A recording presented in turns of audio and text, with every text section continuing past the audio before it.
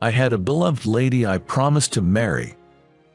We were both 30, the same age, and I had proposed to her, wanting to spend my life with her. As I nervously held out the ring, she smiled with tears in her eyes and said, "I do. I will marry you." Oh yay, Mike, you're so loud. I didn't care about the people around us. I was too busy shouting with joy. "I'm sorry." My face turned red as I apologized to Catherine. She laughed, finding my reaction funny. Catherine had lost her parents at a young age and lived with her grandmother. After seeking blessings from Catherine's grandmother for our marriage, I was on cloud nine, thinking our happiness would last forever. One day, Catherine and I decided to visit a nearby spa in Colorado. "Mike, you always overdo it with the long baths." "Sorry, I feel dizzy." I had stayed in the bath too long and got lightheaded. It was getting dark outside, and I felt bad making Catherine drive, but I was too out of it to drive. "I'll drive us home. You can rest." "I'm really sorry." I apologized repeatedly to Catherine and reclined my seat to lie down. That spa was so relaxing, right? Maybe that's why I stayed in so long. "My skin feels so smooth. We should go again." "Yeah." I stared at the car's ceiling, lost in thought. From the car stereo, Catherine's favorite song played, lulling me like a lullaby, and I began to feel sleepy. Just as I started to doze off, I heard Catherine mumble, "Is that car behind us tailgating?" Those were the last words I remember before everything went black. The next thing I knew, I was waking up in a bed 3 days later. Something was obstructing my view. I mustered all my strength to call out, "Hello, is anyone there?" I tried to shout, but all that came out was a whisper. "Mike, you're awake. This is a hospital. I'll call the doctor." I heard the nurse's voice, and then the sound of footsteps. Soon after, a male voice, presumably a doctor's, spoke up. "Mike, can you hear me? How are you feeling?" Why am I here?" My memory was a blank slate. But I soon remembered being with Catherine. Concerned, I asked the doctor about her. "Where's Catherine? Is she okay?" The doctor hesitated for a moment before answering. "Mike, you were in an accident." "Accident? What happened?" I started to recall fragments of that day. "We were on our way home with Catherine driving when suddenly, we felt a massive impact." But that was all I could remember. Neither the doctor or the nurses would tell me anything more than about my own condition. Confined to my bed, unable to move, and with no way of finding out what had happened, a week passed by. I felt my health improving bit by bit, especially after they removed the bandage from my head. Beside my bed stood a woman with a weary face.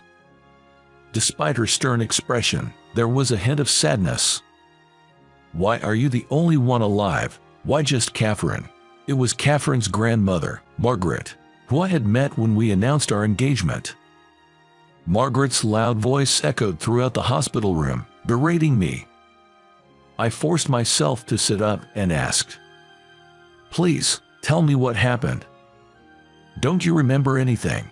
Catherine had a severe head injury when she was brought here." "Why, where's Catherine now?"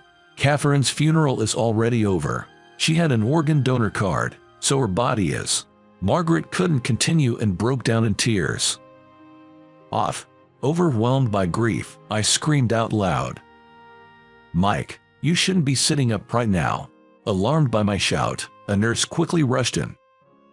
I was gently but firmly held down by several nurses and made to lie back down in bed. Margaret, looking drained, left the room with assistance from another nurse. When I closed my eyes, I saw Catherine's smiling face. I had wanted to protect that smile. Why was I the only one still alive? At that moment, I didn't care about my future.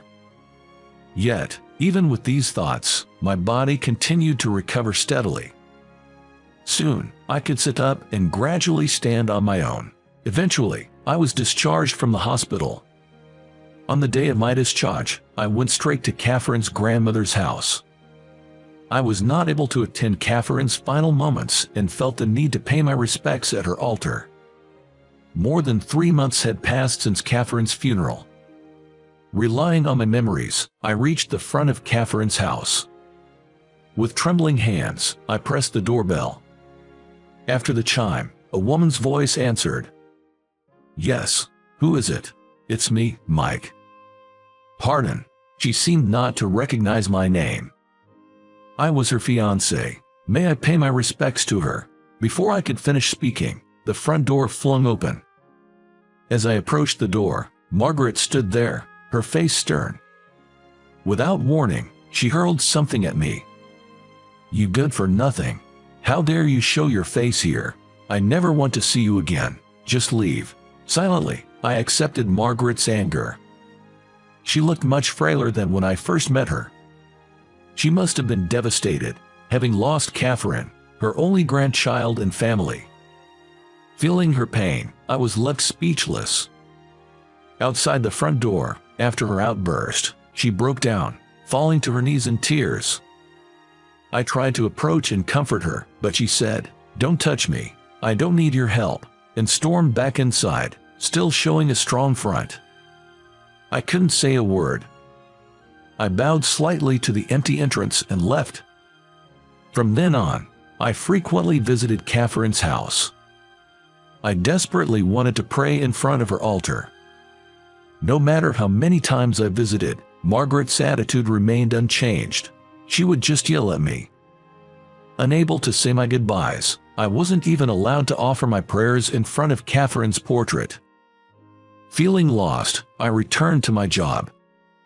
I kept telling myself that I needed to be strong, to live a life that wouldn't shame Catherine's memory, so I returned to my previous workplace. There, everyone offered their condolences. Each time, I felt a resurgence of loss and sadness. Still, I immersed myself in work. If I didn't stay focused on something, tears would flow. I couldn't imagine being with another woman after Catherine. Work was different. If I worked hard, I could see the results. That's why I worked all the time. Then one day, I received a call on my phone from Margaret. For a while, I had visited her frequently, but then I stopped, thinking my visits might be prolonging her grief. Before I knew it, a year had passed since Catherine's passing. "Hello, is this Mike?" "Yes, speaking." Hesitantly, I pressed the call button as I recognized the unfamiliar number on my phone's display. "It's Margaret, Catherine's grandmother." "Margaret, I'm sorry for calling out of the blue. If you're free this weekend, could you come by?" I assumed she was inviting me for Catherine's first-year memorial service. That weekend, I visited Margaret. "Thank you for coming. Please come in."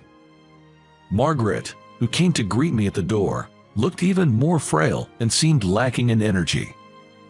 "I brought these. They are from Catherine's favorite pastry shop. Could I offer them in front of her altar?" "That's very thoughtful of you. Thank you." I sat in front of the altar and stared at Catherine's portrait. She was captured in a moment of radiant happiness. "Such a lovely picture," I murmured to myself. While I was praying and gazing at Catherine, Margaret spoke from behind.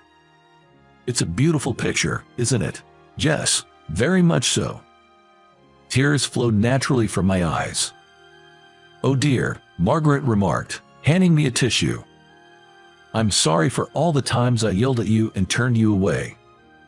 She bowed her head. "Please, raise your head. It was my fault. I shouldn't have let Catherine drive." "No, neither of you are to blame. It was the drunk truck driver. I took out my unplaceable anger on you. I made you suffer. I'm so sorry. My health hasn't been great lately. I've been worried about what will happen to Catherine's memories after I'm gone, so I wanted to reach out." "Are you okay? Is your health all right? It's a selfish request, but when I'm gone, could you visit Catherine's grave for me?" Margaret handed me a piece of paper with the address of the cemetery where Catherine was buried. "Please don't say that." I felt a deep pang of sorrow looking at Margaret's sad face. There's also something else I wanted to give you, which is why I called you here today. Margaret placed an envelope before me. The front read, "To the family of the heart donor." What is this letter? It's from the person who received Catherine's organ donation. Please read it. I took the letter, carefully unfolding the neatly folded paper inside. Upon unfolding the neatly creased envelope, it was densely filled with handwritten words. It contained expressions of gratitude from the person who had received Catherine's heart through transplantation. The letter detailed their gratitude for having been able to breathe the outside air after enduring a long battle with illness post-transplant. The handwriting bore a slight resemblance to the way Catherine used to write. The note was adorned with rounded, endearing characters at the corners. Catherine's heart. It's still beating inside someone else. Margaret nodded in silent agreement. It wasn't long before Margaret passed away. I never failed to visit Catherine's grave every month to pay my respects. From then on, I was mostly immersed in my work. Having lost Catherine, and now in my 40s, I had given up on the idea of falling in love again. A decade had passed since the accident. Being deeply engrossed in work and being single for so long, my superiors and older colleagues began suggesting I should marry. There were only older female colleagues, except for one part-time lady, and they seemed concerned about my bachelor status, even broaching the subject of arranged dating. I'd always respond vaguely, politely declining each time. Then, a woman from another department was transferred to ours. She was 30. Coincidentally, her name was Katie. "Hello, I'm Katie. Nice to meet you all." As she introduced herself with a bright smile, my heart skipped a beat. Because she had a dimple in the exact same spot as Catherine. For the first time since losing Catherine, I found myself constantly stealing glances at Katie. "Mike, can you work with her for a while?" Snapped back to reality by my boss's words, I responded, "Sure, nice to work with you, Katie." "Thank you." From then on, we worked together constantly. She always gave her best, making diligent notes and always trying hard. "Katie, you don't have to push yourself so hard." "No, I'm okay. I actually enjoy this." "Enjoy? Wow, I can't even remember the last time I felt like that at work." We both laughed, and then she said, "I have been hospitalized for a long time, so I'm just happy I can work now." "Oh, I see. I'm glad you're doing better now." "Yes," Katie responded with a vibrant voice and a cheerful laugh. Her smile at that moment reminded me so much of Catherine, almost making me wonder if they were related. From then on, I found myself longing to see Katie's smile and began engaging in lighthearted conversations with her more frequently. When Katie started getting used to working alone and I was away from my desk for a bit, I found a sticky note on my desk saying I had received a call. Reading the handwriting on the note, I was taken aback. It was strikingly similar to Catherine's handwriting. The characters, with their rounded corners, looked so adorable and familiar that it took me by surprise. Katie approached and seemed to notice the note. "This sticky note, Katie, did you write it?" "Yes, you had a call a moment ago. They wanted you to return it when you can." "Oh, okay, thanks." She simply nodded and returned to her tasks. For some reason, I couldn't discard that sticky note and kept it in my pocket. I started to feel that Katie was becoming a significant presence in my life. Around this time, an older colleague started suggesting arranged dates for me. "A friend of mine has a daughter, and I mentioned you." "What? She's interested. Why not meet her, just for a chat?" "No, I really don't. Just meet her, come on." No matter how many times I refused, my senior coworker persisted, trying to get me to say yes. Perhaps noticing my frustrated expression, Katie chimed in with perfect timing, using work as an excuse to speak to me. "Mike, I had something to ask you. But are you busy right now, Mike? Just think about it, the senior said, trying to push the matchmaking further. Sigh. I replied half-heartedly. Was everything okay? Katie, you're a lifesaver. Thank you. So, what did you want to ask? Oh, sorry. I just said that to interrupt you intentionally. Oh, got it. Still, you really helped. It's not right to just meet someone for the sake of it, especially when I'm not interested. In that case, why don't you marry me? Taken aback by her sudden proposal, I was left speechless. Oh no, what am I saying? But when I look at you, Mike, I feel like I'm looking at myself. You feel the same way, Katie. My father doesn't approve of me working. Because of my lengthy hospitalization, he's worried about my health and pushes me to get married. You're still young, Katie. I'm already 30. Yeah, marriage is a personal choice, right? Aren't you interested in getting married, Mike? Caught off guard by her question, I paused for a moment before replying. I was deeply in love with someone, but we couldn't get married. I can't forget about her. Being hung up on the past at my age is kind of pathetic, right? I chuckled awkwardly to deflect. I want to experience a love like that too. You'll have plenty of chances in the future. But my parents are really pushing for me to get married, like right now. Is that so? So please, pretend to be my boyfriend. You were serious about that, I had assumed she was joking, but the serious look in her eyes made my heart race. If it's just for show, then that's great. Since we'll need to know more about each other, why not go out for dinner tonight? While I was still taken aback, Katie quickly decided on a restaurant and time and got back to work. After that, we started meeting more frequently under the guise of strategy meetings. We discussed everything, from how to make a good impression on her father to our supposed shared interests and how we met. As we started spending more time together, I began to notice a budding feeling within me. It was love. Being with her was joyful, and I started to desire to know more about Katie and to spend even more time together. However, I couldn't be honest with my feelings. I figured she probably wouldn't be thrilled about being liked by a 40-year-old man, and more than that, I was afraid of betraying my feelings for Catherine, who was my wife.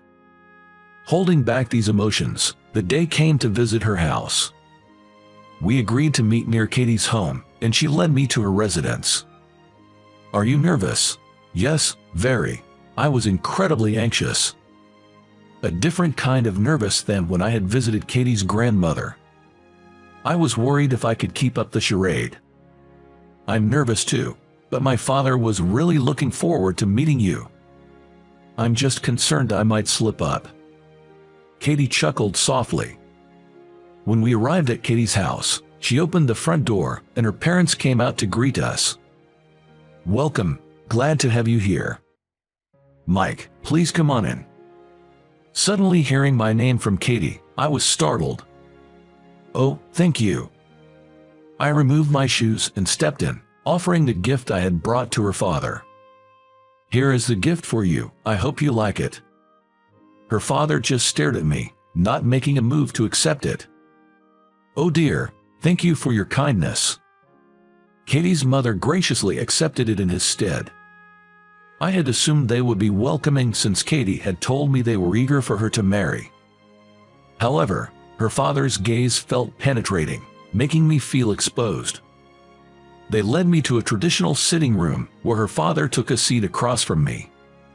Katie, claiming she would help her mother, left me alone with him. Without wasting any time, her father spoke up. I apologize for making you go along with Katie's charade. No, I hesitated, revealing my uncertainty. Look, I desperately tried to smooth things over, but it felt like Katie's father could see right through me. It's my fault. I shouldn't have rushed her into all these matchmaking meetings.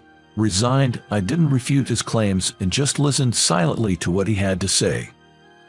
She had been hospitalized for a long time. In middle school, we discovered she had a serious heart condition. Yes, I heard she was hospitalized. It worsened to a point where a transplant was necessary. Fortunately, a donor appeared, and thanks to that, she's now as healthy as you see. A donor? When was this? It was when she was 20, so about 10 years ago. 10 years ago. In my mind, I pictured Catherine's face. I was wondering, perhaps. She looks so full of life now, as if she never battled illness, but as her parent, I hope she marries a good man and has children soon. As we talked, Katie entered with a cheerful voice, saying, "I made a homemade cake. Keep what I told you a secret from me." Her father put a finger to his lips, signaling for silence. "What were you two chatting about?" "Just reminiscing about your past." I had a pleasant time with Katie's parents and went home that day. After debating whether to tell Katie what her father knew, I decided to reveal the truth. After work, I called her to a nearby park. "I'm sorry for calling you out here. I wanted to thank you for the other day. Truly, thank you. And about the other thing." Katie seemed hesitant, like she wanted to say more. Without noticing her discomfort, I revealed that our secret was out. "What? Dad knew. He hasn't said a word since the day you came over. Parents are sharp, aren't they? He actually asked me to keep it from you, but I've been thinking, I want our lie to be the truth." "What do you mean?" "Maybe I got ahead of myself when you mentioned marriage, but I've felt that I could fall in love with you all over again. I want to know how you really feel. I also want our lie to become our reality." As Katie confessed this, her face turned bright red. From there, our relationship, which began on a lie, turned into a genuine romance. "I've always wondered, why did you ask me to pretend to be your boyfriend?" "Well, during my hospital stay, I had a teddy bear that looked a lot like you, and something about you felt familiar, like I'd known you before. So I thought you'd be the perfect choice." "I see." Seeing Katie's puzzled look, I chuckled. That sense of familiarity. I wondered if it had something to do with the heartbeat of Catherine's heart inside Katie. But my love for Katie wasn't as a substitute for Catherine. After 10 years, I took out the photo of Catherine's smiling face from my wallet. I placed that photo, along with a letter addressed to Catherine, deep inside a drawer. "Thank you so much. Please keep watching over us," I murmured to Catherine's photo. I hope you enjoyed this. Your subscription to our channel really motivates us. See you in the next video.